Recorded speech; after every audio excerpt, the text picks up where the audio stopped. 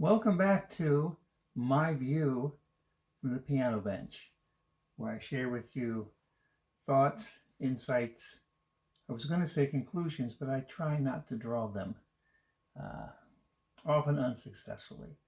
But my process of surrendering to the moment and learning about life from right here. We do this every Wednesday night here on my Joe Holt's Notes YouTube channel. You'll see the link in the description to the support page of my website where there are options if you would choose to lend a little assistance, particularly if you watch regularly. And if that's the case, look at the Patreon. It's a low impact take on it. And thank you so much to those of you who do. It keeps us going. So, the topic tonight, the Sholbertshires. Now, for those of you who are engaged with following me and know what's going on, you'll recognize that name. If you're coming across this video randomly or you're new to me, you're like thinking, I don't know what you're thinking. Actually, I don't want to think about what people are thinking most of the time because I don't want to know. But the Sholbertshires are a product, or is a product of the combination of the pandemic, and I had in my head what the other piece of it was. Mainstay Mondays.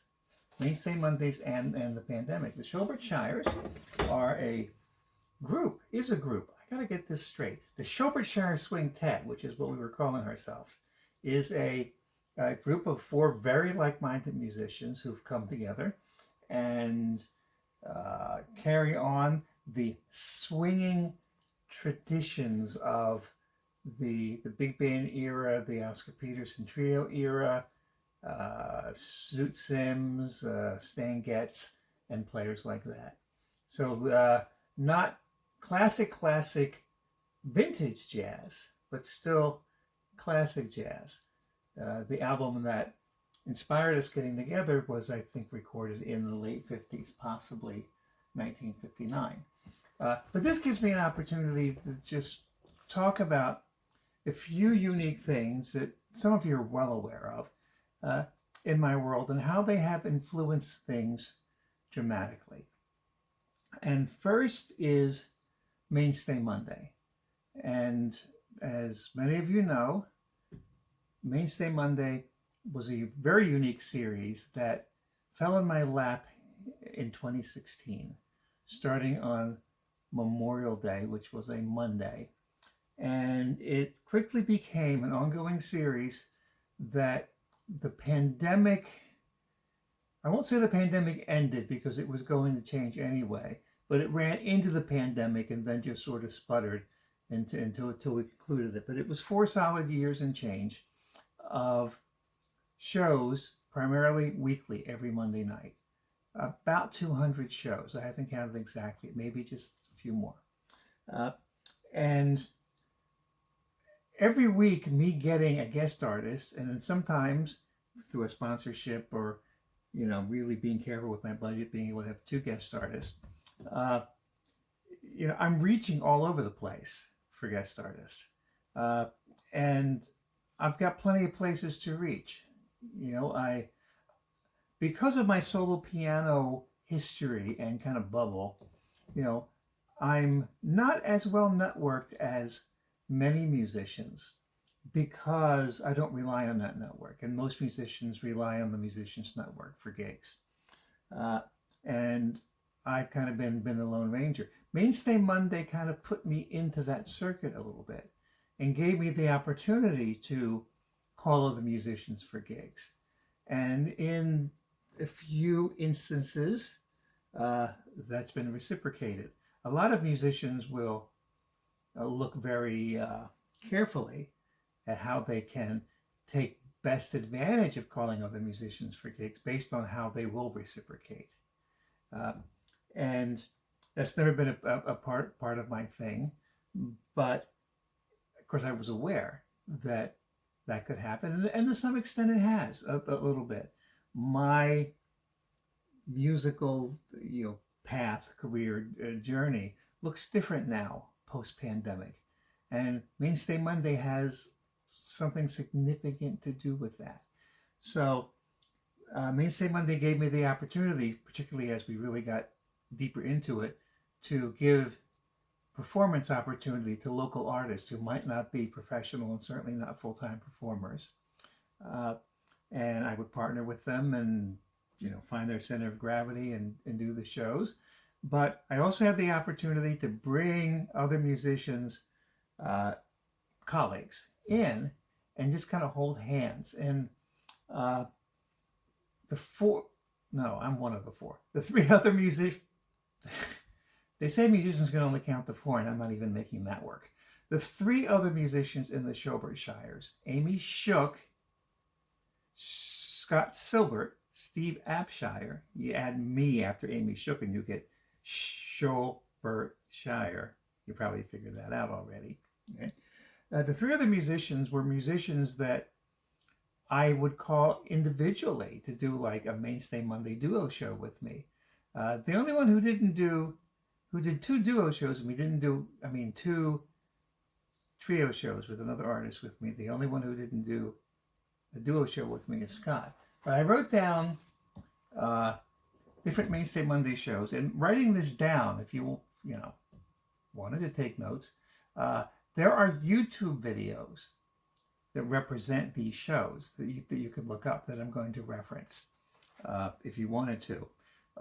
Little parentheses now. I think tonight will be full of them. The shows for Mainstay Monday were captured, most of them, not all, on my camcorder. Not HD, not the best quality video. It's for documentation purposes. And Mainstay Monday put so much on my plate that I couldn't get anything really done over the course of time completely thoroughly. But for the most part, I posted a video from each show whenever I could, and it was most of them. And they're arranged in playlists on my different YouTube channels, starting in 2016. A YouTube channel for every year. I still do that, I know. Anyway, so Joel's Knows 2016 has a Mainstay Monday playlist, 2017, 2018, 2019, 2020. And I think I did one for 2021, right? And you can also just search. And this is actually how I went and figured out what videos were out there. I searched names. So Amy Shook and I, right? The two of us. Steve Apshire and I, the two of us, another independent show. Amy and Steve together with me, another independent show. And then Amy and Scott and I, another independent show. Those four shows happened.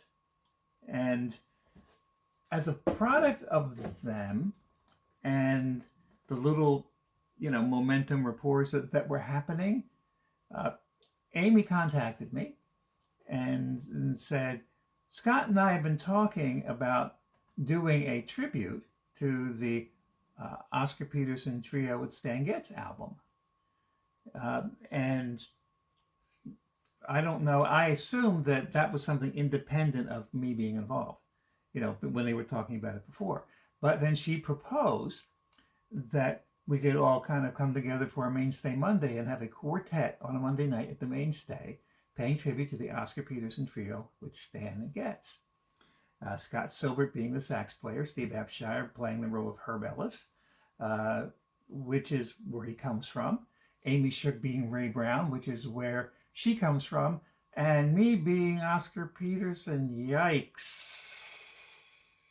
That made me hesitant. Although, my biggest inspiration is Oscar Peterson, ultimately. And people can hear that, not in the... I just said something declarative that, I've been told that they hear it, but I hope it comes through, not in the quantity of notes I play, but in the sense of swing, the sense of drive, the sense of soul. Sometimes I think it gets there. Oscar in my soul, if not in my fingers, right? And I gulped and said, okay, because it was really a wonderful opportunity to put something cool together. And there are, of course, YouTube clips of that. So all of that stuff happened over the course of several years to create this momentum and this concept and this thing that was actually really, really unique. And that's another wonderful thing about the Mainstay Mondays. There was so much uniqueness because the shows, I moved away from this slightly later on in the series, but not entirely. The shows were supposed to be about my interaction with the guest artists. It wasn't just, here's a guest artist and I'm just going to be in the background accompanying. It was like, we are both front and center stage, and I've always made the show about the guest artist. But the uniqueness of the series was that was a unique interaction. It didn't happen any other time. And when two musicians interact, it's this unique space. Okay? So it's a unique experience for them, particularly if they don't routinely play with me, which is the case most of the time. But then you can see how over the course of time, the puzzle pieces come together. And now we have this unique group. Whoo, we need to do something with this unique group. But what I did, and I already talked before playing anything, much more than I thought I would, was that I wrote down tunes. I looked at the YouTube videos and I wrote down tunes that represent the collaborations with each of us. So I think I'm going to still do that. So if you Google search Amy Shook, Joe Holt, and you don't have to put mainstay there, although you could, if it's even in the tags, I'm not sure. There's a couple of duo things between Amy Shook and I that we did at the mainstay. I don't know what it was, 2017, 2018, 20 something or other. I don't know. Here's one of them.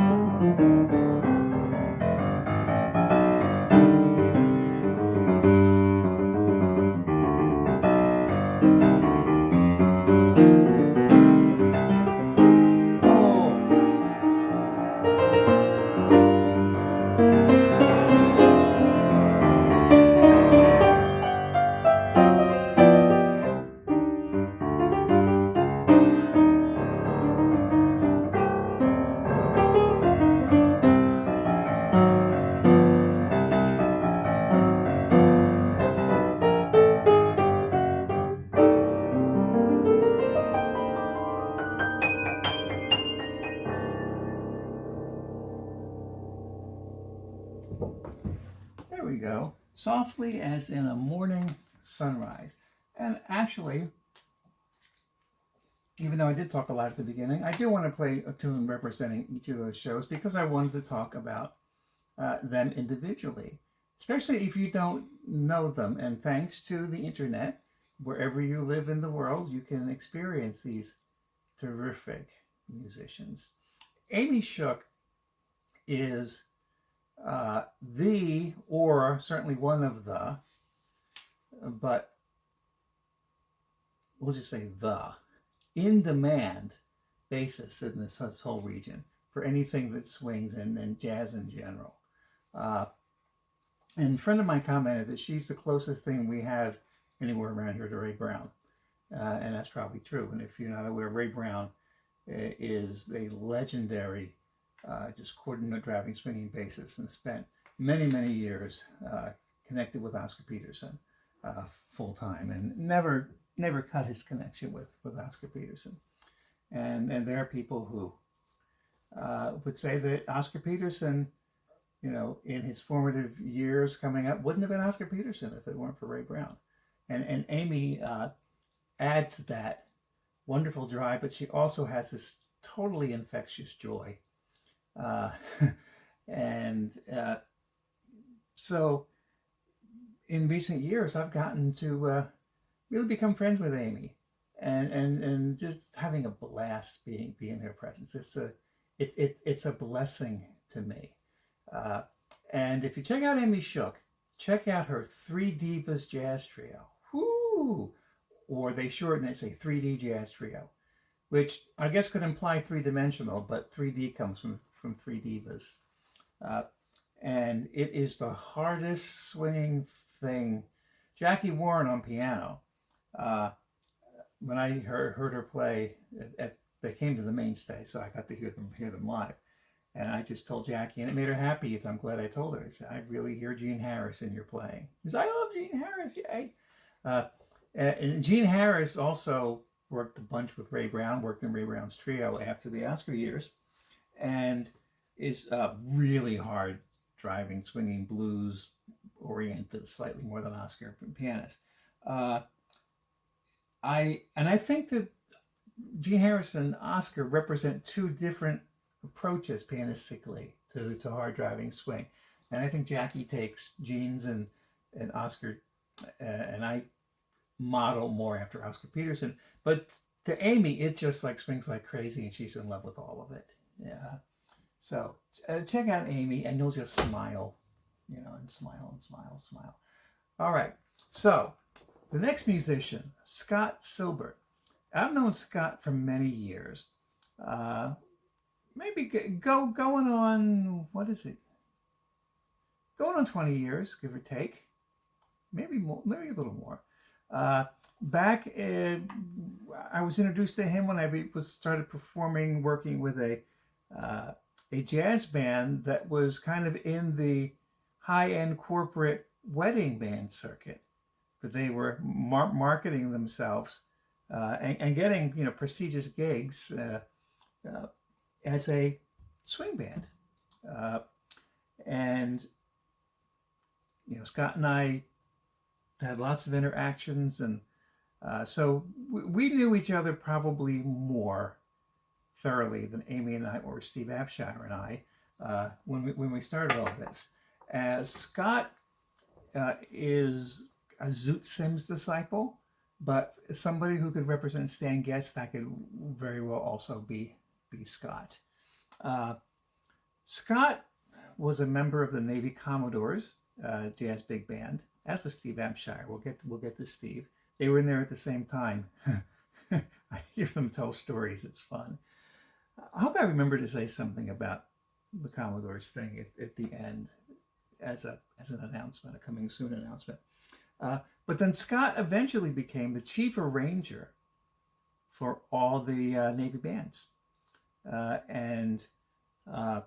So anything that these ensembles played, marching band, classical things, show things, jazz things, Scott's pen.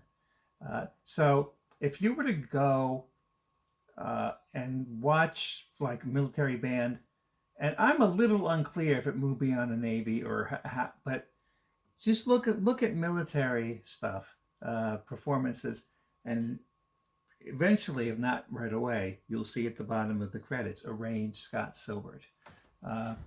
And now that he's retired, he has his own big band that he writes for.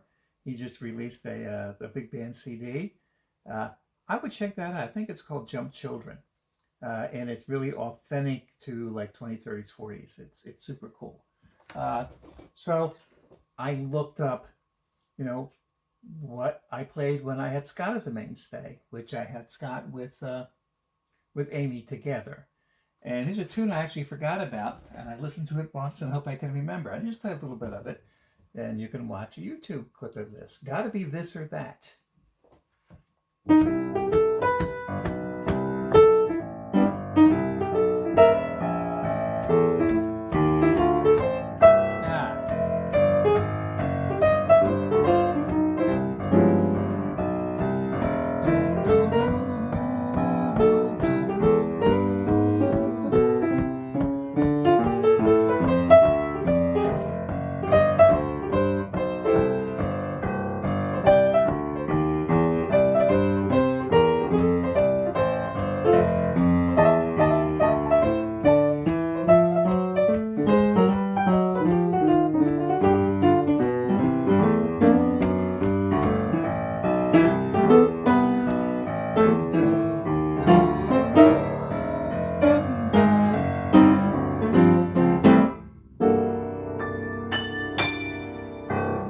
I'm going to quit after playing the head because I didn't do the best job of it. But the other tune that was posted, I know less than this one, so that's why I attempted that. But I used to play that tune a bunch, like 20 and more years ago when I was doing a lot with the Madeira Brothers. And one of the tunes that they would often do with Paula Johns as a vocalist, yes, the Paula Johns I'm having at the Mainstay a week from Friday. If you live locally, you must come. Actually, there's something you need to come to before that, and it's related to this. Am I taking detours? Nah. And Paul would sing this tune, and then at the end, if it's not fast, it's slow. If it's not stop, it's go. If it's not Paul, it's Joe. Gotta be this or that, because Paul and Joe are identical twins. So that was always the punchline. Gotta be one or the other. And yeah, both of them together. Woo! Okay, Steve Apshire, another veteran of the Navy Commodores, super respected Balmer, DC area regional guitarist, and one of the few players around of the older players who still represents that Herb Ellis rhythm guitar thing, and he was friends with Herb Ellis. There are young guys who do it, but Steve was there, in that when it was happening. He was young, but he was there, and that's a whole other subject that I need to just remember that I think of when I'm planning this. The idea of being there as opposed to learning about it a generation or two removed, or 3 or 4 generations removed. Because the music that we're all playing is not from our time. It's certainly not mine. But we were able, those of us old enough, including me, we were able to interact directly with those musicians who were there. And that was a great help to us. Steve likes to use the term greasy. Steve likes to play nice greasy blues stuff. Willow Weep for me is kind of our greasy blues feature, one of them in the Sholbertshires. But if you look on YouTube and search Steve's name and mine, and if I'm including my name, so the only videos that'll come up are videos where Steve and I are together. And Amy will be there as well because, I did just Steve and I, but this is a Steve, Amy, and I at the Mainstay. And I found it earlier today, preparing for this. Teach Me Tonight. I'll just play a little bit of it. I don't even know what key I want to play it in, but look it up if you want to. Oh.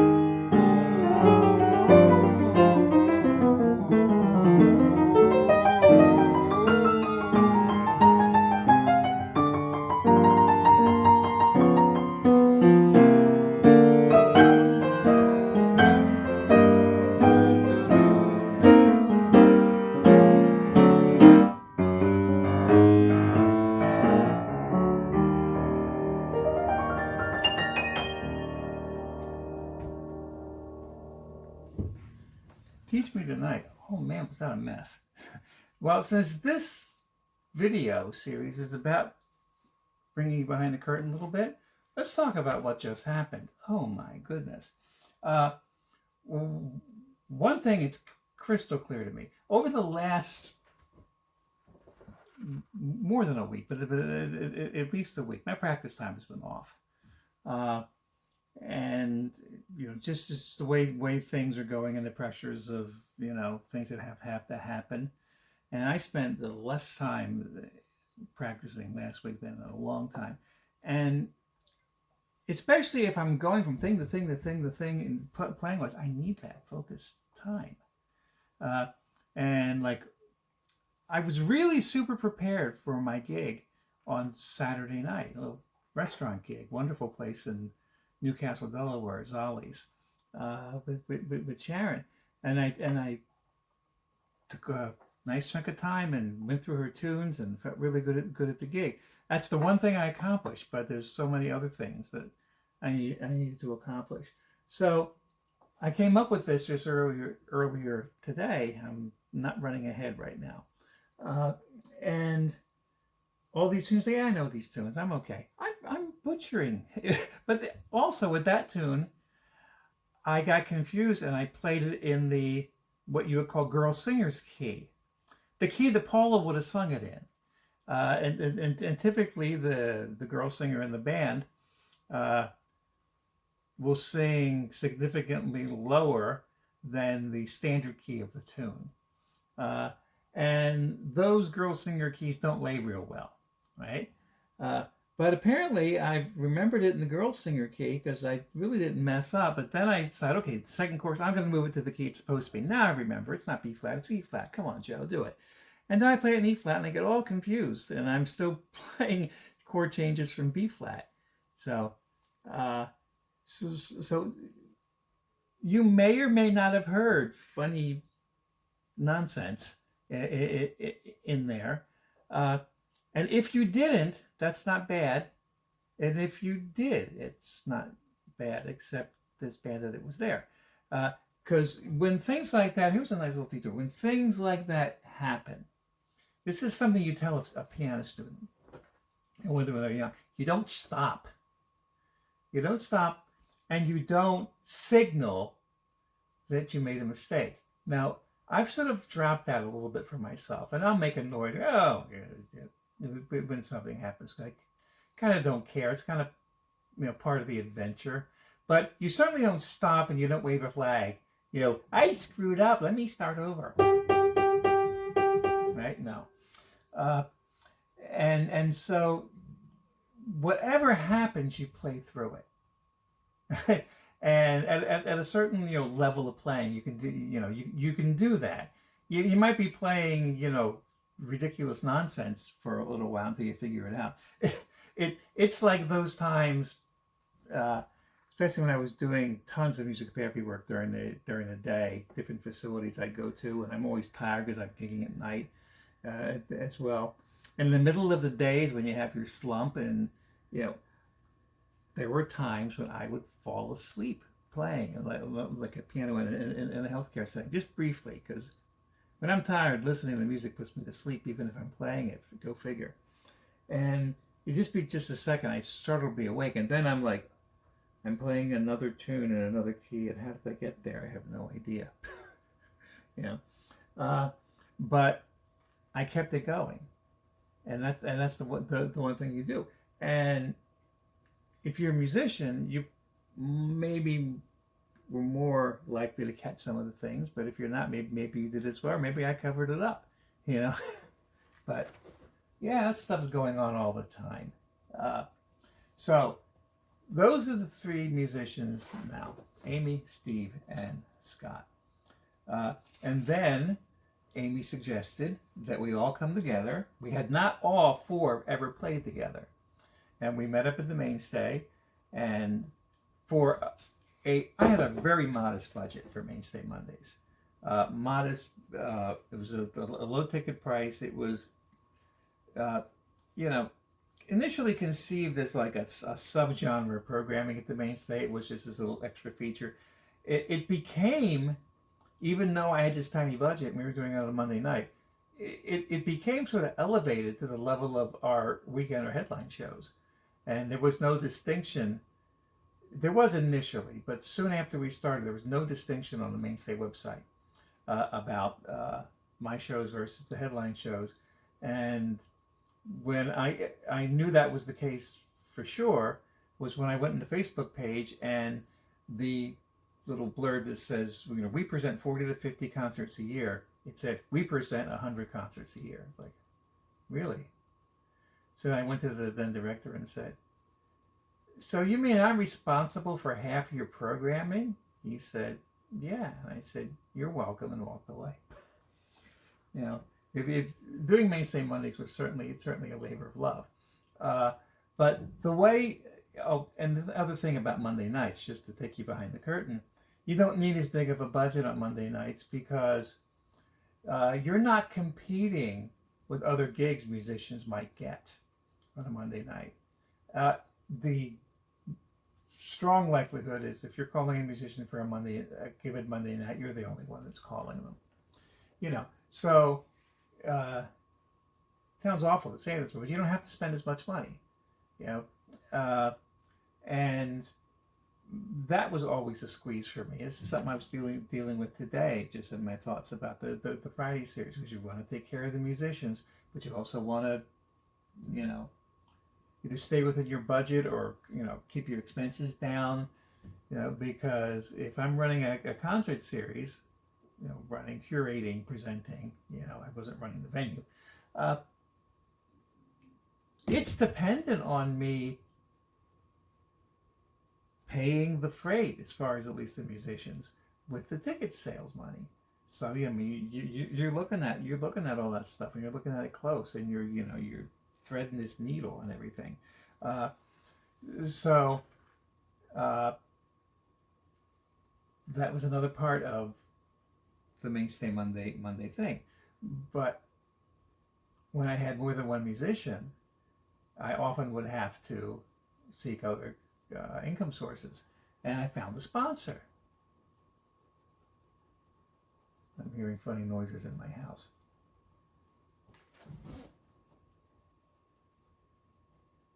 Okay, sorry about that distraction. I'm not going to get up and look. I think I know what it is. So I was able to get sponsorship money, and we were able to have all four of us on the stage. Sorry, I had like brain fart time there. And search all of our names, and you'll find clips from that show. And I'm going to play one of the tunes. One of the tunes, I think it's the first tune on the, I don't remember, on the Oscar Peterson Stan Getz album. But it's one we played. You can watch a YouTube clip of it.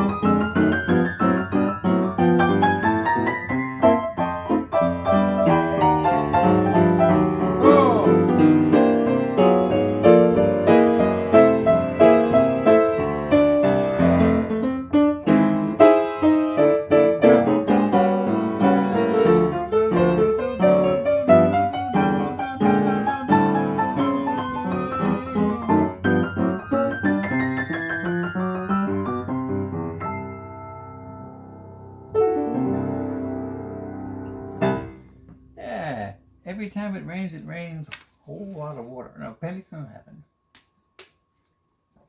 One of those, glass half full, look on the bright side tunes. Now, that show happened in, I think, February of 2020, right before the pandemic.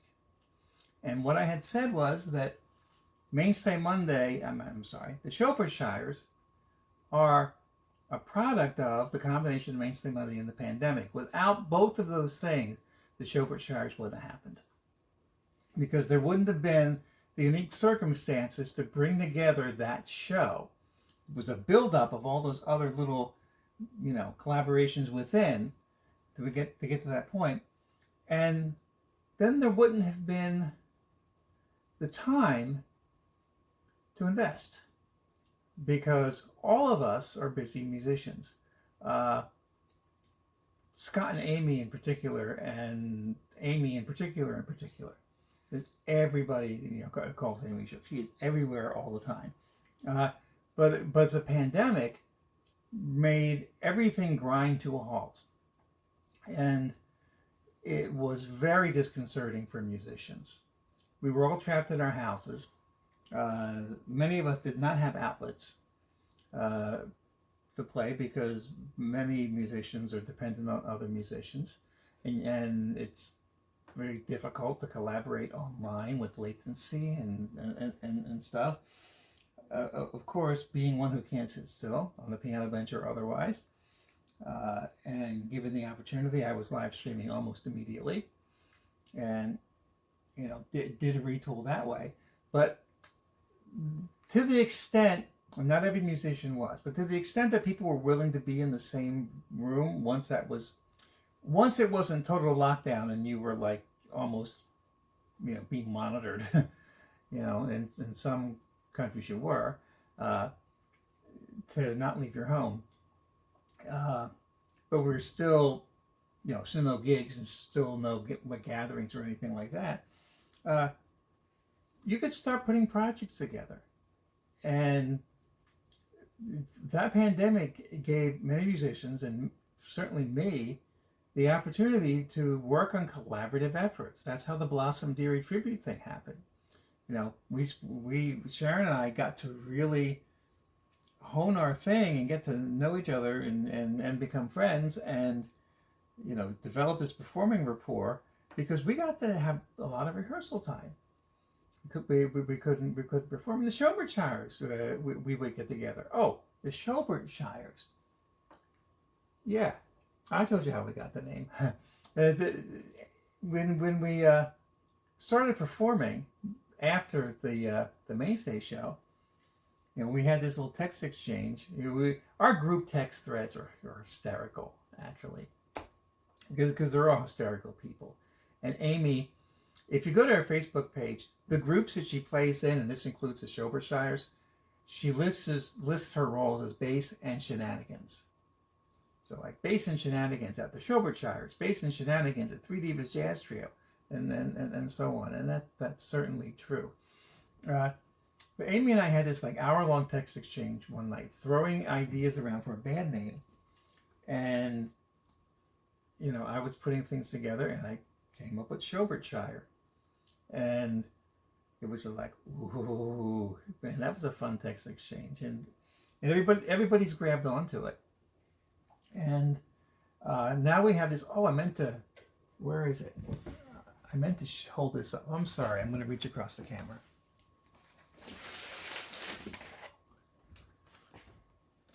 I had planned to hold up. So, in anticipation of our show, I didn't talk about this yet, but you may know, 2 nights from when you're watching this, we're going to be at the Garfield Center for the Arts in Chestertown. And I'm like, we need a logo. So we actually have merch.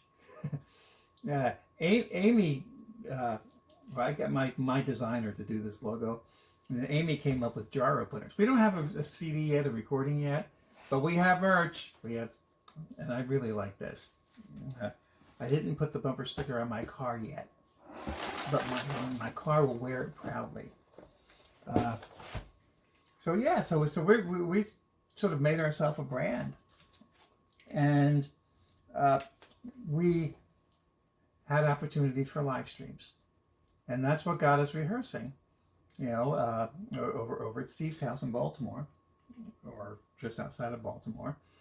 And the highest visibility, the first high visibility live stream was doing something for Blue House Productions, Blue House Live. It's a video production and recording studio in Silver Spring, Maryland. And they were doing live streams with tip jars. And, the DC area musicians who couldn't have gigs would come in and do them. And so we were able to arrange one. It was November of 2020. And it had been since before the pandemic started that I had driven over to DC. I live on the Eastern Shore of Maryland, and I am just so spoiled by the rural culture and the lack of traffic jams. I mean, traffic jam is basically getting stuck behind a farm vehicle, around here. And I was traumatized driving back over to DC and dealing with the Beltway and dealing with all that. Oh my goodness. But that Blue House Live Sholbertshires, look that up. You can watch that video. And that generated, and I didn't even find this until like a month ago, generated a review. Apparently there's this Jazz on the Tube site that I'd heard about, but they were, I guess, using Scott Yano, who's a prominent jazz journalist, to write reviews of live streams. And there's a review of our little, Blue House thing, which was cool. And that live stream begot other live streams.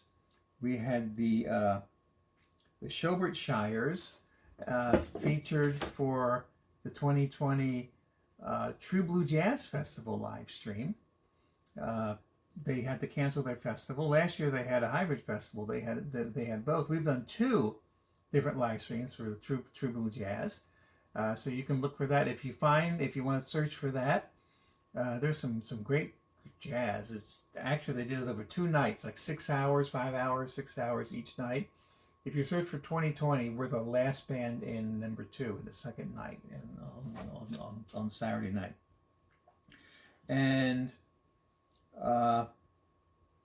and that is set up a show that we're going to have in September down in Rehoboth, sponsored by the True Blue Jazz. They've used us for several things now. So this momentum just keeps building, and that's kind of how it happens. One thing begets another begets another.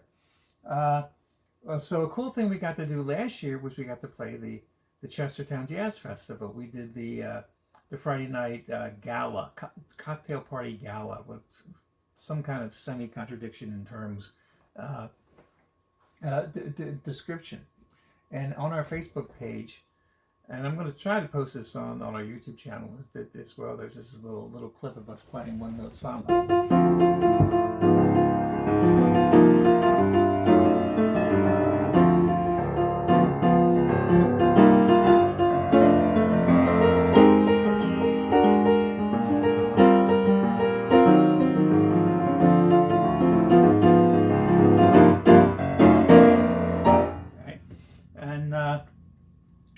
And that opened the door for us to perform at the Garfield Center for the Arts, which is a wonderful space when they're fully, when they go at absolute full seating capacity. It's 260. They're a little bit reduced, but not a lot. But we're going to have a dance floor in the back of the room, which is really cool and represents the kind of music we play, right?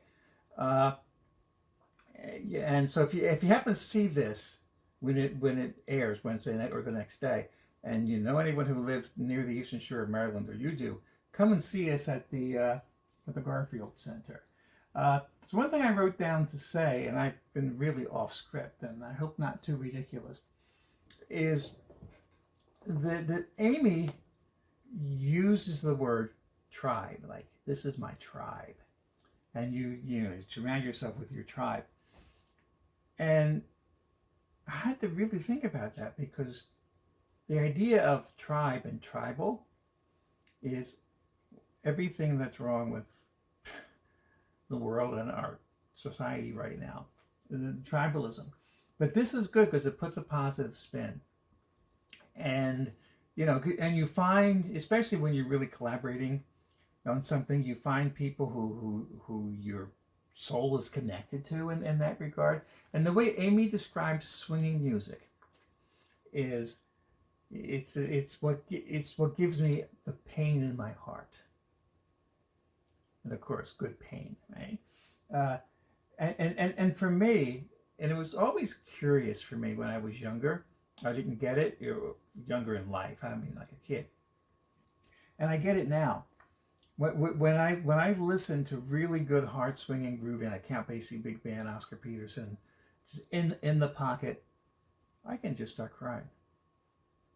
You know, it's just, and I didn't understand that for a long time, for most of my life.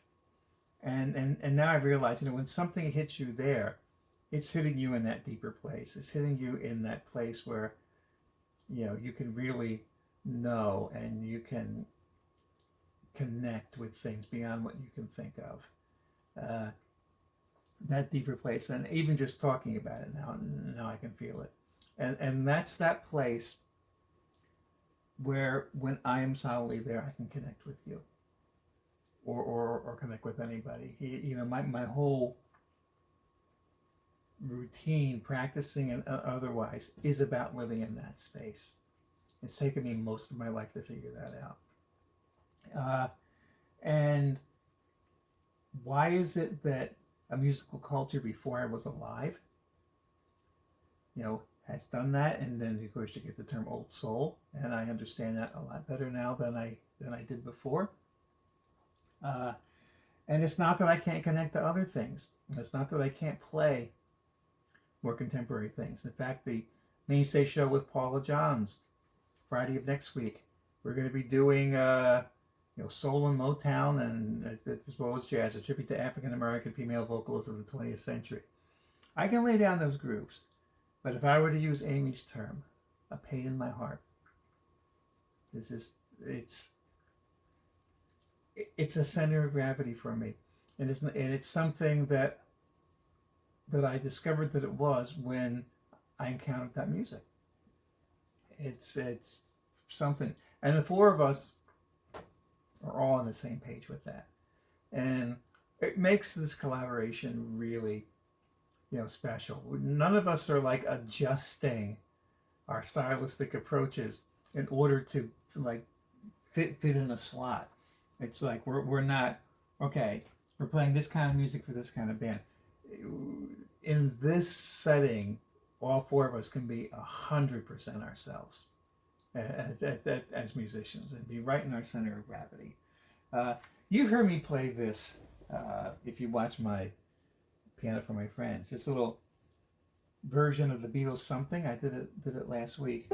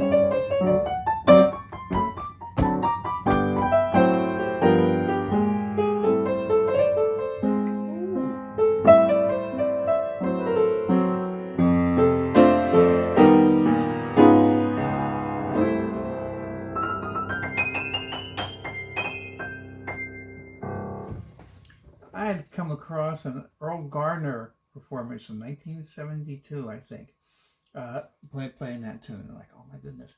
And I sent it to everyone in the band, and Amy's like, oh, I've listened to this over and over and over and over. Love, love, love. Yeah? And so it's not just old swing tunes, right? It's that feel, it's that groove, and it's not necessarily fast, and it's not necessarily slow. It's just that quarter note, beautiful quarter note pulse, right? So if you come to Garfield Friday night, that's one of the tunes we'll be doing. That's become, one of our go-to tunes. So last thing I'll mention, our last rehearsal 2 weeks ago, I guess. At Steve's house, we decided to do a little promo video. So we played Gentleman at the Woodside, and Steve got his I don't know the guitar terminology, but it's a guitar that he hadn't played for a while. And basically it's for big bands. It's to be Freddie Green. It's to get up there with no amplification and just be so loud and so driving that you knock everybody over. So Steve got it out, and we did a few choruses of Jumping at the Woodside. You can find that on our YouTube channel, because Amy posted it there, or on our Facebook. And if you want a taste of what it's like, one, to listen to the Sholbertshires, but two, to watch any group with Amy Shook in it, look at that video, right? Because, I can't watch a group that Amy Shook is in without just entirely focusing on Amy. The joy, and I think hopefully you'll find the joy present in all of us. In fact, that's something that that's a word that Scott Yano used in the review. Whatever sentence he came up with as a sort of closing sentence, joy was the last word, and that made me happy, right? I mean, that's a 3.5-minute video, and I've watched it again and again. I love it, right? One at the Woodside. We'll play it at the Garfield. If you're there, bring your dancing shoes.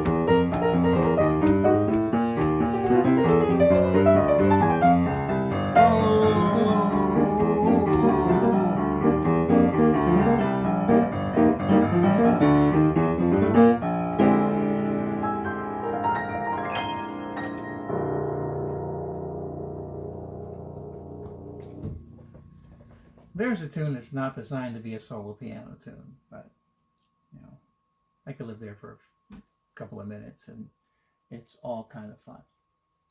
So, my world, the Sholbertshires. And if you follow me, particularly on Facebook, we have our own Facebook page. We'll get a website at some point. The unique thing about the Sholbertshires is it's not a group that you can, or that we would be willing to, sub out any of the musicians. So there's only so many gigs we're going to do, because we all have to be available. Otherwise, we wouldn't be the Sholbertshires. We'd be some nonsense name because one of the syllables would get mangled up. So, yeah, there we go. So, this is what happens on Wednesday nights on my YouTube channel. On Thursday nights, it's Piano for My Friends. A cocktail hour style approach. Put my head down, Dave McKenna-wise, don't come up for air, and be my ridiculous, spontaneous self. So thank you for looking into my world. Thank you for being a part of my world. I'm grateful. See you soon.